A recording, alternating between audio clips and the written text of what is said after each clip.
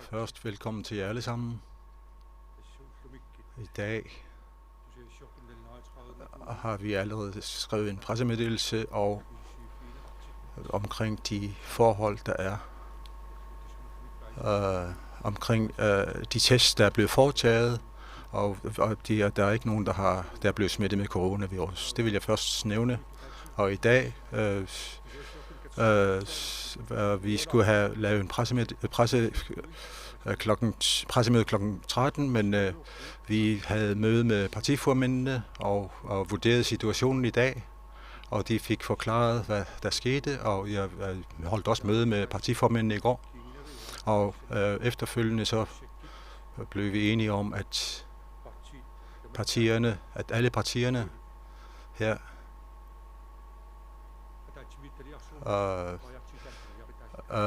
at vi står bag epidemikommissionen og de forskellige opgaver, der kører nu, og jeg vil gerne nævne, at befolkningen, vi kan godt forstå, at befolkningen er urolig, og det forstår vi godt. Men jeg vil gerne påpege, at lige nu det arbejder vi er i gang med, og epidemikommissionens arbejde, det bliver vurderet løbende hver dag, og partiformændene bliver også løbende orienteret og vi lytter også til befolkningens stemme. Og der er forskellige tiltag, der er kommet her. Så har vi besluttet, at vi er ved at forberede med at lukke Grønland, og vi er ved at blive færdige med det arbejde. Og med hensyn til alle vores selskaber og de private er også forberedte. Og nu er det sådan, at vi tager et næste politisk skridt, og det har vi også forberedt. Og jeg kan nævne, at nu vil flyforbindelser til og fra Grønland lukkes fra fredag klokken 12 midnat. Og hvis der sker noget, hvis der er nødsituationer, så vil mulighederne være åbne, og de forskellige forhold, som vi kigger på. Og vi har også forberedt, hvis der skulle være nødsituationer, så har vi også taget højde for det, så det vil foregå gennem Island. Og trafikken i Grønland vil også fra fredag midnat, der vil flytrafikken i Grønland, den vil blive stoppet. Selvfølgelig, hvis der sker nødsituationer, så er der muligheder for at nå frem til der, hvor man vil, men det skal også vurderes løbende. Og med hensyn til folkeskolerne, så har efter jeg har snakket med partiformændene, så har Naalakkersuisut besluttet, at folkeskolerne lukkes fredag efter skoletid, og så fra mandag frem efter til 14 dage. Så vi lukker folkeskolerne midlertidigt, efter at vi har lukket for flyforbindelser til og fra Grønland, og så vil vi vurdere, om der foregår smittespredning i Grønland, hvis det overhovedet sker. Men vi vil gerne sige, at der er ikke nye. Vi skal gøre opmærksom på, at der er ikke smitte. Så der er fly klar, men jeg kan også nævne, at tilgangen til Grønland passagermæssigt har været stærkt dalende, og fra fredag klokken midnat, så vil der ikke være flyforbindelser til og fra Grønland. Og fra fredag klokken 12 midnat, så vil det ikke være muligt at rejse til og fra byer, mellem byer og bygder vil der ikke være flyforbindelser der. Men godstransport, det er jo åbne gennem skibe og også med fly. og de har nogle bestemte procedurer, som de følger, og de bliver også forberedt pt. Jeg er glad for, at partiformændene enstemmigt har vedtaget, at vi følger de henvisninger fra Epidemikommissionen, men at vi har besluttet politisk, at folkeskolerne lukkes. Og det er for forældre, fordi vi har mærket, at forældre er urolige for deres børn med hensyn til med deres skolebørn. Og også dem, som har yngre børn, at de er urolige, det kan vi godt forstå. Med hensyn til børnehaver, dem har vi ikke taget stilling til endnu, men partiformændene er også klar til at drøfte deres situation, hvis det skulle blive aktuelt. Og ved siden af vores beslutning om at lukke folkeskolerne, så er det med hensyn til dem, som skal være hjemme. Hvis de vil være hjemme sammen med forældrene, så kan de få lønkompensation. Det er muligheden for lønkompensation er vi åbne for.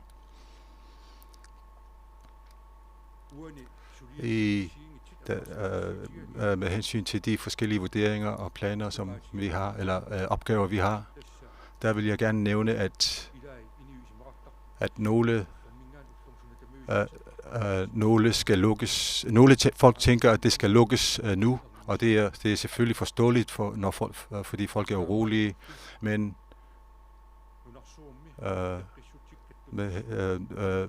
vi følger WHO's retningslinjer, og det har vi altid gjort. Og Epidemikommissionens arbejde følger også WHO's retningslinjer for at forhindre smittespredning. Der er en 4-trins model, som WHO anbefaler, at vi følger, og vi er nu på nummer 2, så vi har stoppet lufttrafikken internt i landet også. Med hensyn til folkeskolerne, der skal vi selvfølgelig også tage i betragtning forældrenes bekymringer.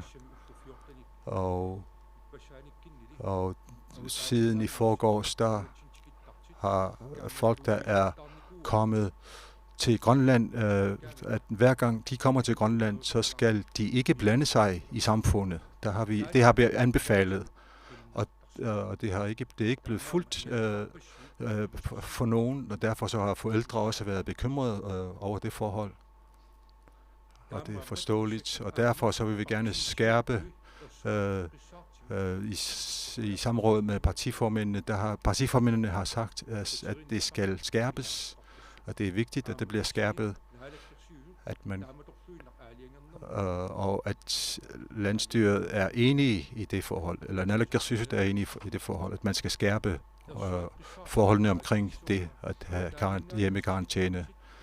Så jeg skal bare påpege, at folk, der kommer til landet, at de skal følge retningslinjerne fra myndighederne, at de bliver hjemme i 14 dage. Det skal vi skærpe, og det kræver vi. Man skal ikke kun tænke på sig selv. De kan ikke kun tænke på sig selv, de skal også tænke på resten af samfundet. Det er meget vigtigt at påpege dette herfra. Den sygdom kan spredes meget hurtigt, og det må vi forhindre. Og nu er der så også efterskoleelever, som er kommet til landet de sidste par dage. Der skal vi indskærpe over for forældrene, at de skal lade deres børn blive hjemme. Og vi har ringet til deres forældre omkring dette også.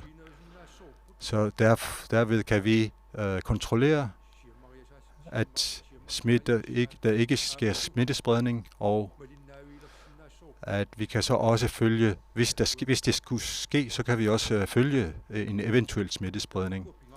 Det er meget vigtigt, at vi gør det. Og det er også meget vigtigt at huske, at butikkerne tømmes ikke, da skibene vil vedblive med at komme. Godstransporten er åben. Det har man taget højde for. Og med hensyn til lukning af skolerne, det er en midlertidig løsning for 14 dage.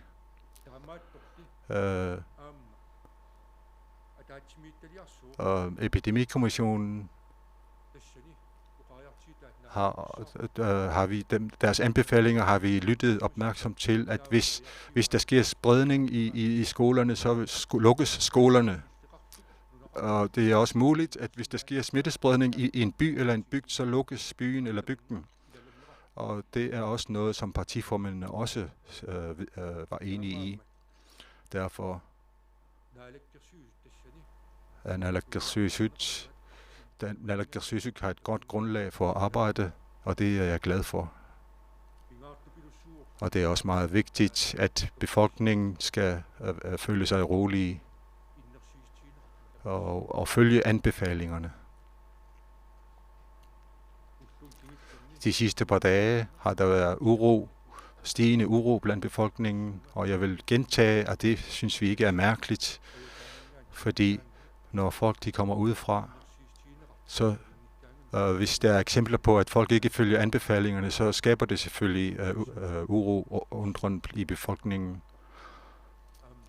Og det er mærkbart. Og de følger jo med i forholdene uden for vort land. Men jeg kan gentage, at Epidemikommissionen følger WHO's retningslinjer. De følger retningslinjerne meget nøje. Med hensyn til børnehaver, så kan jeg sige, at kommunerne, dem vil vi lytte til,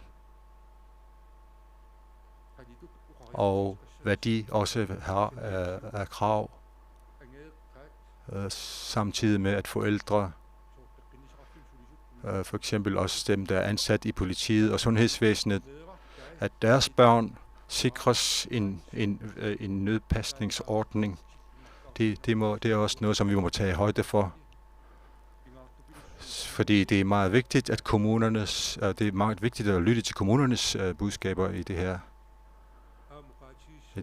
Og jeg vil også sige, at arbejdsgiver i Grønland og SIK og andre organisationer, dem snakker vi også med løbende. Og arbejdet foretages også løbende, for det er meget vigtigt at nævne, at vort land skal ikke gå i stå. Vi må køre videre, også for at forhindre, at virusen den ikke kommer ind i vort land. Der er kun et bekræftet tilfælde, men når man kigger på andre lande, så kan vi se, at der kan komme andre, der er blevet smittet, men lige nu er status sådan, at der ikke er det. Og vedkommende er under karantæne sammen med familien. Så folkeskolerne fra og med mandag den 23. marts vil være midlertidigt lukket i 14 dage. Og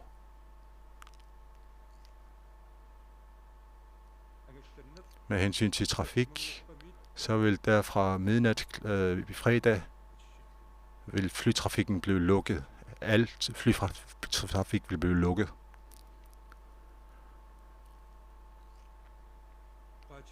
Jeg vil gerne nævne, at Epidemikommissionen arbejder løbende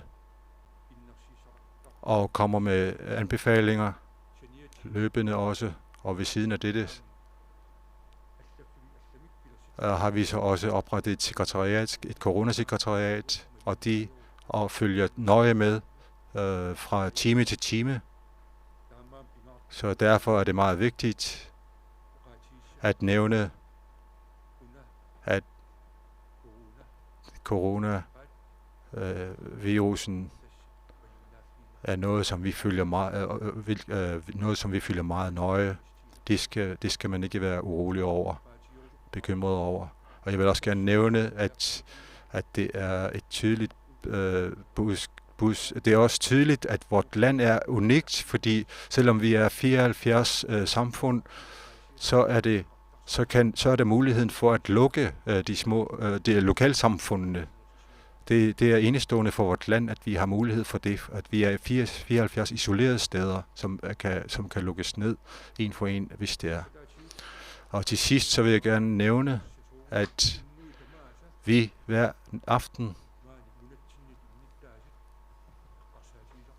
jeg tænker personligt selv hver aften på vores befolkning, hver nat og dag, og jeg ønsker dem alt det bedste, og jeg håber, at der ikke er nogen, der bliver ramt. Det er noget, jeg beder for konstant. Så det er det, som jeg har at sige. Partiformændene her og Naalakkersuisut, partiformændene er enige i Epidemikommissionens anbefalinger og Naalakkersuisut. Ja, det vil koste økonomisk, men at det er også vigtigt, at der bliver lukket, og det er også det, som partiformændene også siger, og jeg er glad for, at de også følger med og er parate. Og også hele befolkningen vil jeg gerne sige tak til, fordi jeg vil, at I trygt lytter til myndighedernes anbefalinger. Jeg ved også, at der er mange, som også lader deres børn blive hjemme, men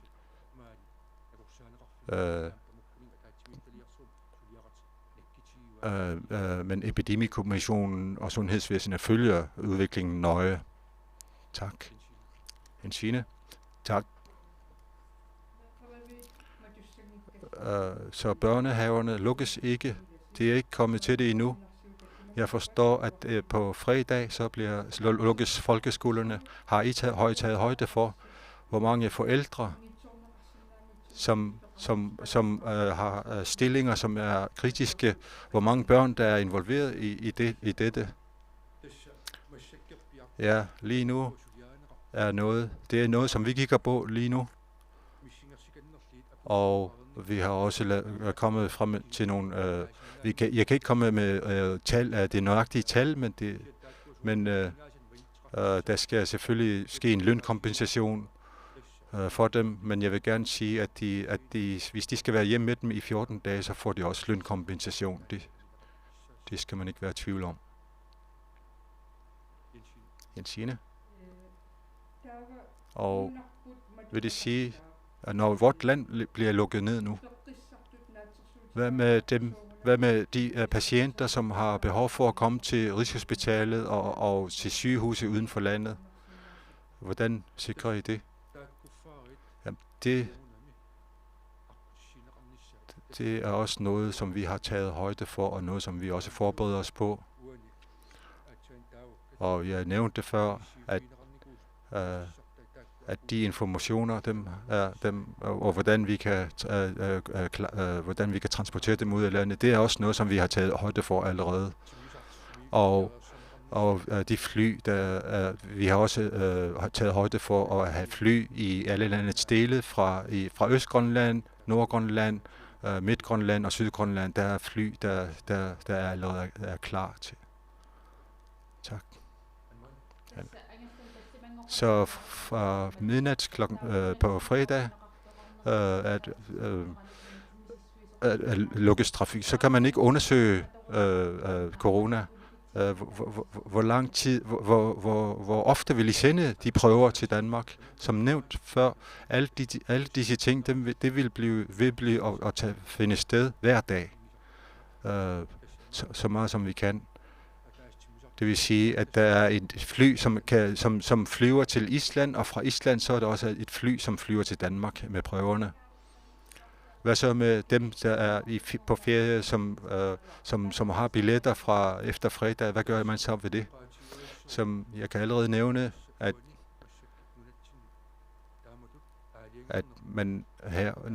man har besluttet her i Grønland, det er også noget, at der er nogle konsekvenser. Men det er meget vigtigt at påpege, at hvis de har en kritisk stilling som personale i sundhedsvæsenet, så skal man også tage højde for, at de kan komme hjem. Men det er meget, meget strengt. Det er mange strenge krav om, hvem der kan komme ind i Grønland nu.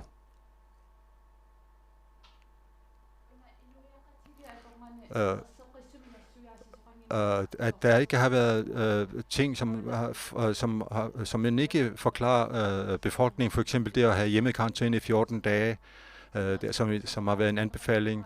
At der ikke har været klare ting. Hvad så med dem, der bor sammen med de, der er på hjemmekarantæne? Hvordan kan de så bevæge sig ud i samfundet?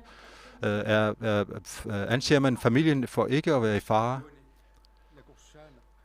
Landslægen er her, og det kan han forklare nærmere. Lige nu er det vigtigste, at trafikforholdene, vi tager højde om trafikforholdene, og partiformændene følger op om midlertidig lukning af flytrafikken og folkeskolen. Det er meget, meget vigtigt at påpege. Og så de, der har børn hjemme, kan få lønkompensation for at passe deres børn. Så det er noget, som vi er fuld i gang med at arbejde på lige nu. I går der blev der jo sagt, at I ikke ville lukke skolerne, fordi der kun var et konstateret smittet tilfælde i landet, og at det var forkert at lukke skolerne, fordi man kunne risikere, at børnene så samles, og at smitten spredes på den måde. Kan du fortælle, hvad der er sket siden i går, siden de argumenter ikke er så tungtvejende mere? Jeg kan nævne, at i går der forklarede landslægen disse forhold og anbefalede det overfor Naalakkersuisut. Men partiformændene har siden holdt møde omkring dette, og de anbefalede også, at folkeskolerne lukkes. Og dette møde informerede man så om overfor Epidemikommissionen, og partiformændene og landslægen har været i samråd. Og det er så en politisk beslutning, der er blevet taget, at man lukker midlertidigt på 14 dage. Mange forældre vil nok blive mere rolige nu, og jeg vil også gerne nævne, at mange forældre allerede holdt deres børn hjemme selv, før den beslutning blev taget. Så jeg kan gentage, at mange af de folk, der er kommet, at der er mange passagerer, der er kommet til landet, har bevæget sig ud i samfundet, og vi skal indskærpe, fordi de ikke har fulgt vores anbefalinger, så der har været uro omkring dette forhold. Du siger, I arbejder på en løsning omkring lønkompensation til de forældre, der skal have deres børn hjemme, og du svarede også på mit spørgsmål i går om, at I arbejder på erhvervspakker til nogle brancher, så I ligesom kan hjælpe nogle brancher, som er trængt i forhold til manglende passagerer og kunder osv. Er I kommet tættere på, hvilke brancher I vil hjælpe i forhold til erhvervspakkerne? Jeg kan nævne, at Naalakkersuisut for økonomi er i fuld gang med at arbejde for udredningsarbejde med organisationerne og SIK og andre. Så det er noget, som de drøfter løbende. Så der er mange folk, der arbejder på det, og der vil komme en løsning. Det skal man ikke være i tvivl om.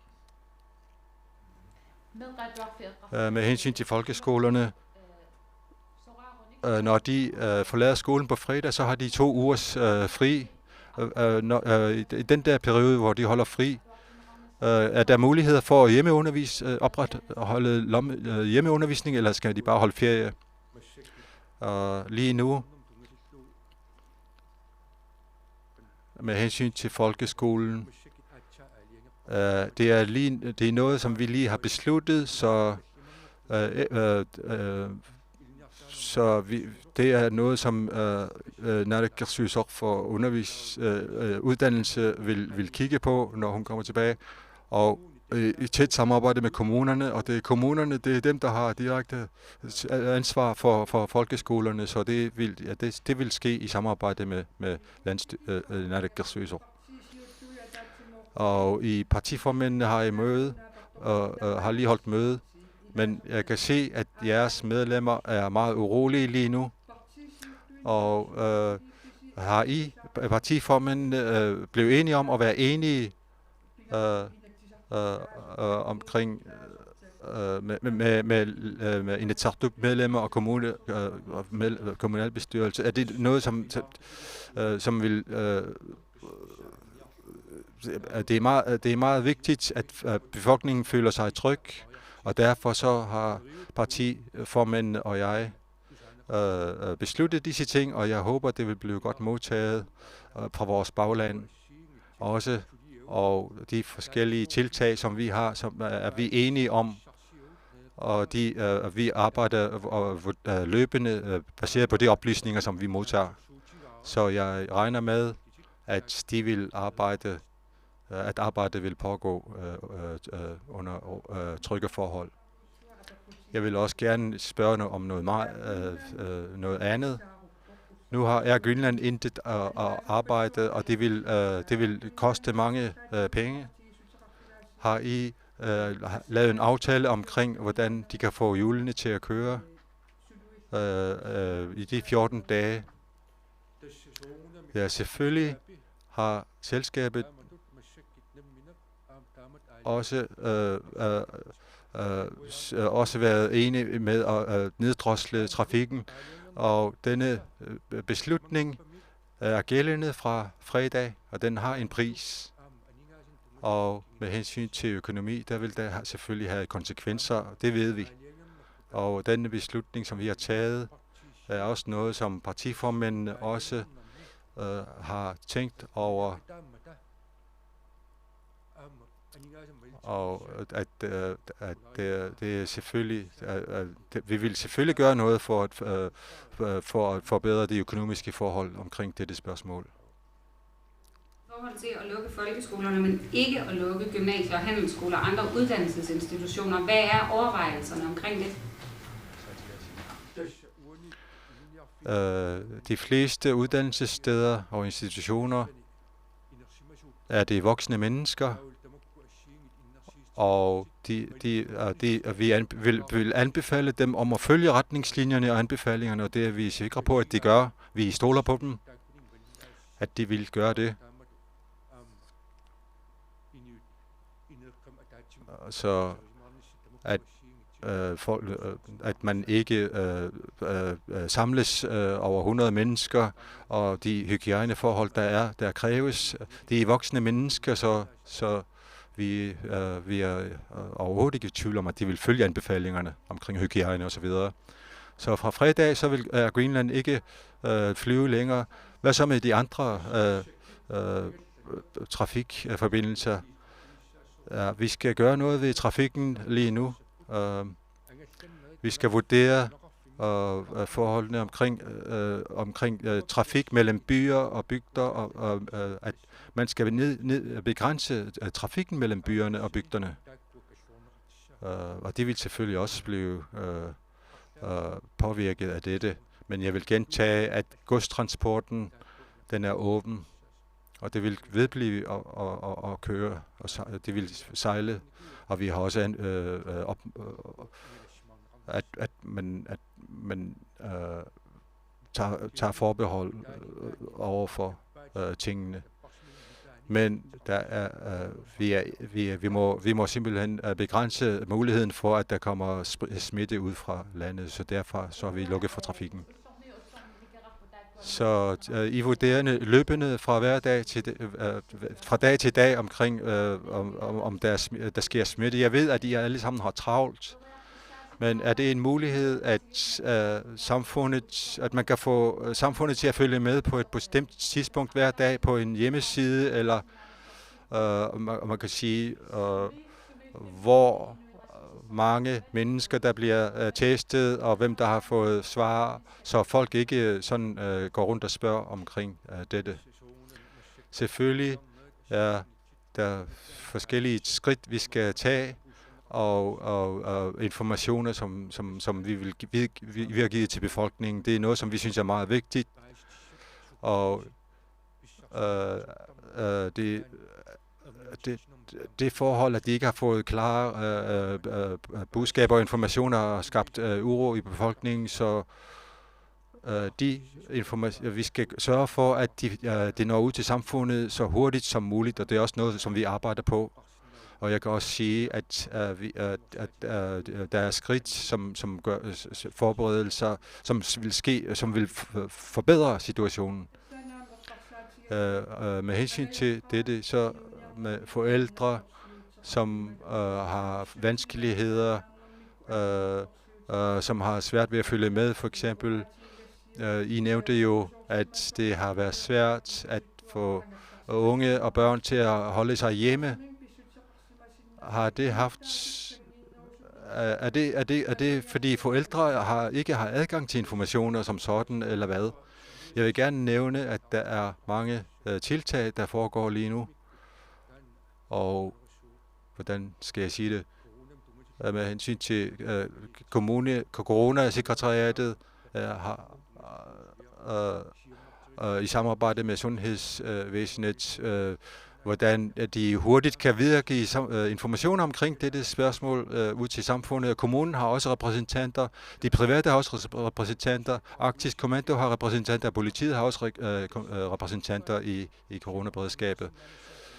Så vi kigger på, hvordan vi kan få informationerne ud så hurtigt som muligt.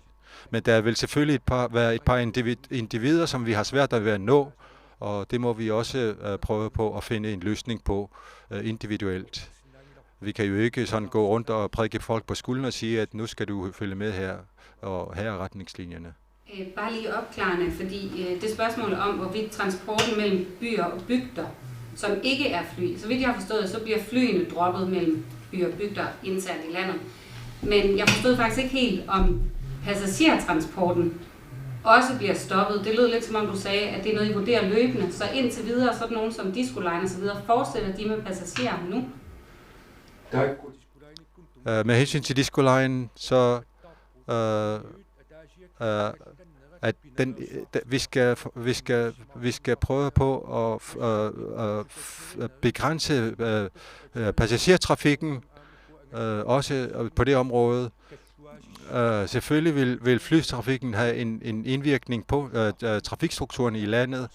Hvis der er en, der er syg, hvis der er en, som er syg, som rejser til en by, så lukkes stedet, så vi må simpelthen kigge meget tæt på tingene. Og så vi rejser jo fra bygd til bygd mellem hundeslæder og snescooter og med joller og så videre. Dem skal vi holde os fra. Vi skal holde os fra trafik mellem byer og bygder og især og bygder imellem. Nu har vi begrænset muligheden for at få passagerer komme ud fra landet. Nu er der kun et tilfælde af en smittet, så nu gør vi tingene for at forhindre smittespredning.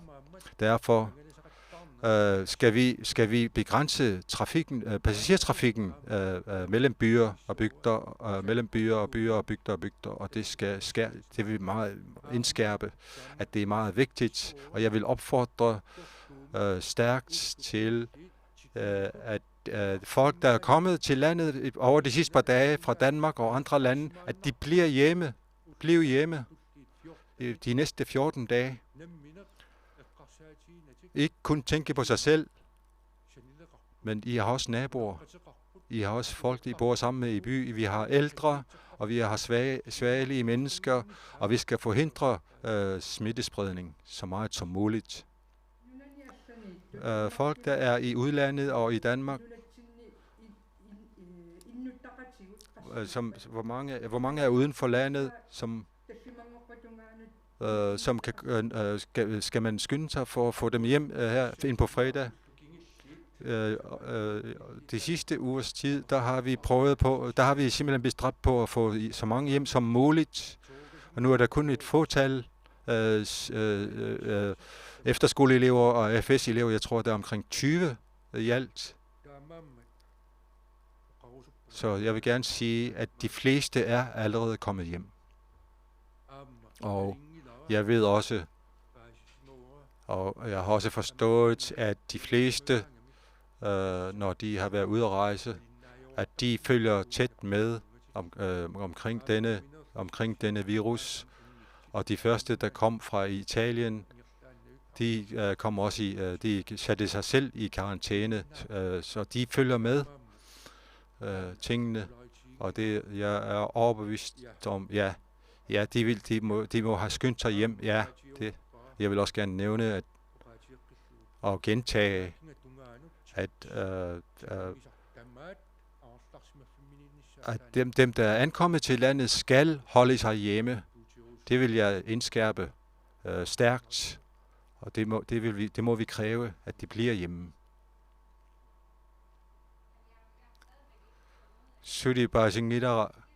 Mellem bygderne stopper, fordi du siger, at man skal begrænse den. Men stopper man Safak, Iduk og Disco-lejene? Altså jeg ved ikke, om det er oversættelsen, men jeg har faktisk ikke fået svar. Jeg forstår bare, at det skal begrænses, at folk ikke må rejse. Men stopper man transportmulighederne? Vi vil stoppe al denne form for trafik.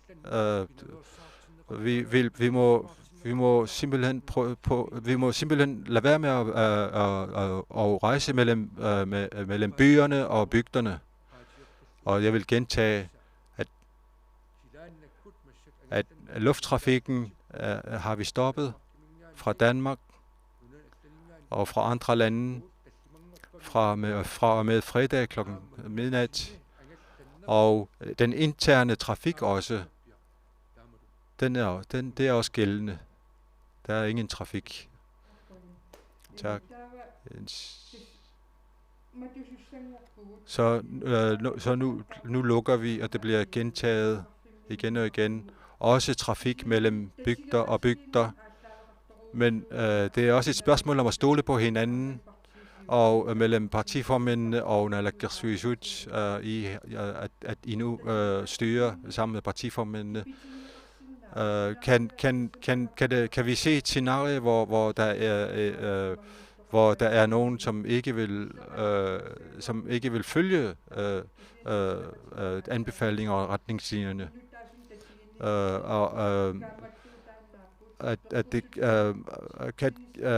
for eksempel er der et scenarie om, at i stedet for at anbefale, at I skaber krav, der er en meget små muligheder med hensyn til dette, med den nuværende lovgivning. Det er kun, hvis der er nogen, som man føler, som er syg, at så kan man gøre noget. Men sådan som lovgivningen ser ud, så er det meget vanskeligt. Men jeg kan nævne, at alle partiformændene, også Naalakkersuisut, kræver, at individuelle mennesker skal tænke på de andre. At blive hjemme, hvis du kommer ud fra. Bliv hjemme. Man kan ikke vide, om man er blevet smittet i de dage. Men det er noget, som vi vil finde ud af i løbet af de dage, der kommer. Og når man sidder i hjemmekarantæne, så kan vi isolere bedre på den måde.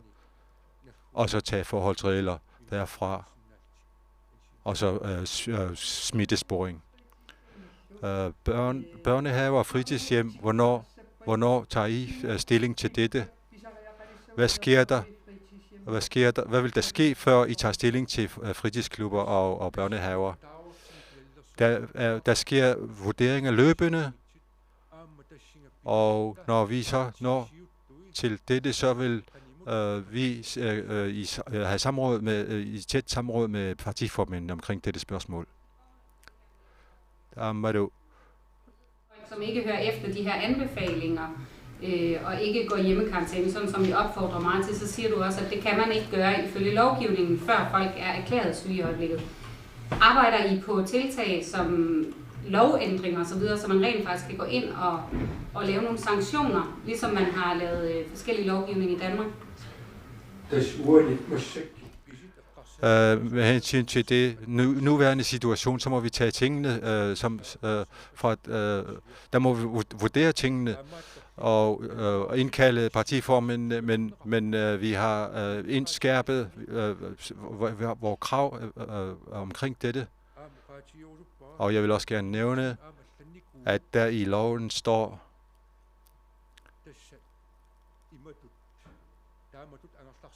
at når man er i hjemmekarantæne, at man kan blive prøvet i domstolen, om det er rigtigt eller ikke rigtigt, at man er blevet, hvad skal man sige, lukket inde. Men det er noget, som vi arbejder hårdt på og kræver, at vores medborgere, medgrønlændere, de ældre, at de skal tænke på de ældre og de svagelige i den her sammenhæng. I skal tænke på dem, når I er ankommet, at der findes folk, som måske har sukkersyge, som er svagelige. Vi må gøre noget for at tænke på dem. Nu er folkeskolerne lukket, men de voksne studerende, hvad så med efterskolerne? Er de ikke børn, eller hvad? Hvorfor skal de hjem? Vi ser på forskellige muligheder, og de drøfter de forskellige muligheder, så vi prioriterer. Og så med hensyn til efterskolerne, hvor mange der er, det har vi også taget sådan nøje vurderet, om hvor de er. Men gruppeformændene og Naalakkersuisut og vi alle er meget opmærksomme på disse forhold. Men vi skal ikke glemme, at vi har kun én coronasmittet her i landet, og vedkommende er i karantæne. Det vigtigste er, at de folk, der er kommet hjem, gå i hjemmekarantæne. Vi har brug for det, og hvis de bliver syge, så skal de ikke ned på sygehuset, men de skal ringe ned på sygehuset, hvis de bliver syge. Så kan vi tage tingene derfra. Nu siger du, der kun er én smittet. Man kan sige, der er jo kun én, der er konstateret smittet. Der er 31, der er blevet testet, og det er ikke særlig mange, kan man sige, i forhold til, hvor mange andre lande de tester. WHO, de anbefaler jo, at man tester så bredt, som man overhovedet kan. Jeg har fuld forståelse for, at der ikke er testudstyr i Grønland endnu, men så vidt jeg kan forstå, så anbefaler man slet ikke at teste folk, der er syge, medmindre de har været i højrisikoområder, altså ude i verden osv. Har I overvejet, om I skal teste nogle flere mennesker, lige så snart folk de får symptomer, eller lige så snart de har været i nærheden af nogen, der har symptomer, så man tester nogle flere, som WHO anbefaler? Ligesom også på landslæge, landslægen vil være her i morgen, og det kan han svare på. Og i morgen kl. 13 vil vi have en ny pressemøde. Så vi vil så vidt muligt prøve på at holde pressemøde kl. 13. Og hvis der sker noget før det, eller efter det, så vil vi indkalde til pressemøde. Anne-Marie, i går fandt vi ud af, at der er en, der er blevet smittet med coronavirus. Og I sagde også, at folkeskolerne blev åbne. Men nu har I så, efter at have talt med partiformændene, besluttet at lukke. Har I fået krav fra partiformændene omkring dette? Jeg kan sige, at efter pressemødet i går, så følges anbefalingerne fra landslægen, og det har jeg svaret på. Og det var landslægen, der anbefalede, at man ikke lukkede skolerne, men det var så partiformændene, som holdt møde i går, og de havde så et klart krav om, at vi ønsker ikke, at skolerne skal være åbne, vi ønsker, at skolerne skal være lukkede, og det blev så fremlagt til kommissionen, og så i eftermiddags, i går aftes og her til morgen har de så drøftet dette, og partiformændene blev så indkaldt til møde, og landslægens anbefalinger blev vurderet, og de hørte hans bevæggrunde for, hvorfor det skulle være åbent, men nu har man så indgået et kompromis, at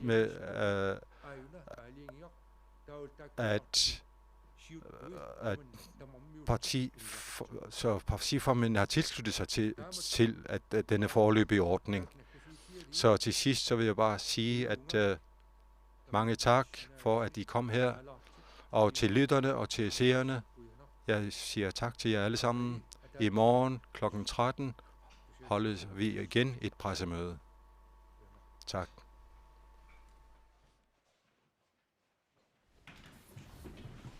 Тассалу коронавирусимуттунгатиллугу киллиффикпиллугу тусагассиортуниккатерсортитсинеқ эққаамаллугу коиннаарими нутаарсиассаатигут коиннаанаггат киалликкут атуарнеқарсинаамата илаатигут коронавирусимуттунгассутеқартут уннугулу писарнеқмалиллугу налунаақутақ арфинеқмарлунут қанероқ аалагаатинеқарумаарпо уллоқ аторлуарисиук. Vi skal til at afslutte vores direkte udsendelse. Du kan læse de seneste nyheder om blandt andet coronavirus på vores hjemmeside kna.gl, og Qanorok vil blive sendt i aften kl. 19.00. Vi siger tak herfra.